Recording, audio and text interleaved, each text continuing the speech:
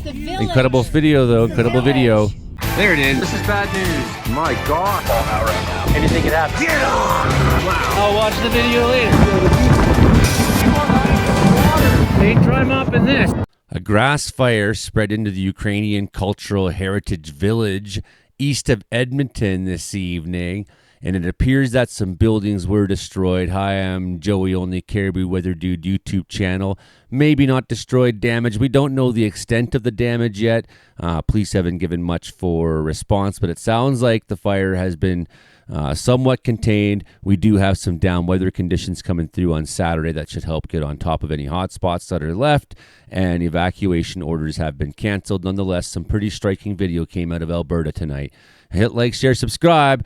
Let's go. No. David Serwinski got this footage. You can tell he's on Highway 16. We don't know. Looks We like don't know if going anybody's eastbound. moving or if they're not moving. We're Right in through a the initial head of almost smoke there. fire that's blowing up across the no, road. it's So that the gives you a village. direction It's the of the village. fire's likely movement. Ukrainian village on fire. Part of it back there. And there's like a pond or something like that sort of down in there. So the fire's sort of on the other side of it. Oh shit. We don't know. We don't know if Moving on anybody's kind of a moving or if northerly they're not access. moving. We're in a whiteout. Okay, we're almost through it. They got through her quickly. There you no, go. it's the village. Incredible video, though. Incredible video. Ukrainian village. All we have on the map here is like a big square for Firm's satellite resource here. Basically, it's the hotspot detector. You can see where that Goose Lake is I was mentioning there. You can see where Trans-Canada Highway 16 is, where they're driving through, and you know where more or less the fire's location was, straight east of Edmonton, more or less on Highway 16.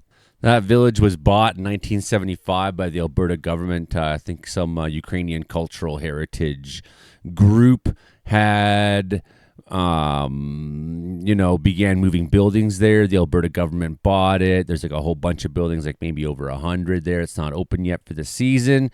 So that's incredibly sad. We don't want to see that kind of thing happen. Hopefully they didn't lose too many buildings.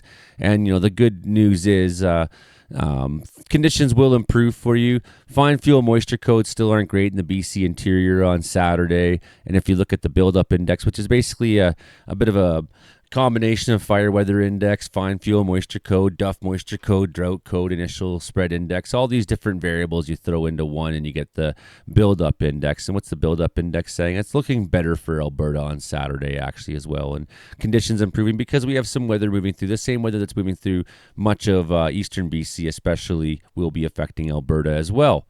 Basically, fire spread potential seems to be going down for a couple days before temperatures rebound into Alberta, and we do have a bit of precip moving through. So fine fuel moisture, hey, that's good. All in all, you're in a good situation. Grass fires get out of control, and we do know that it's dry in these southern parts of the prairies down here, and we do know that coming into the warmer spell next week, we'll start to see drying conditions increasing in Washington State. Looks like Idaho as well, as that really, really hot weather in the United States is creeping up our direction.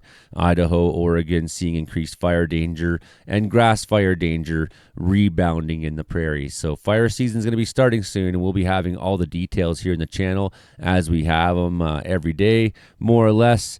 We're on the Canadian model now, more high resolution. Should we see a little bit of precip moving through that part of Alberta? Yeah, it looks like coming through early in the morning. That should help douse out any hot spots that are left. And we still have that snow I mentioned in the forecast tonight and whatnot in the high country, and some rain in the low country moving through BC east side in the morning. Fairly dry out to the west side of BC. There's that band of moisture moving through. Should be windy and behind it, but I think that fire is probably going to be wrapped up. If they seem to feel it, they needed to cancel orders and whatnot tonight.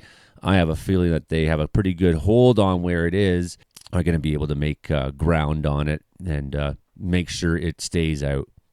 Conditions aren't really conducive over the next few days. Cooler weather, wetter weather, higher humidity, not really conducive to fire weather whatsoever in the prairies. So that shouldn't be much of a story, and I hope to assuage your fears with some of my weather reporting here.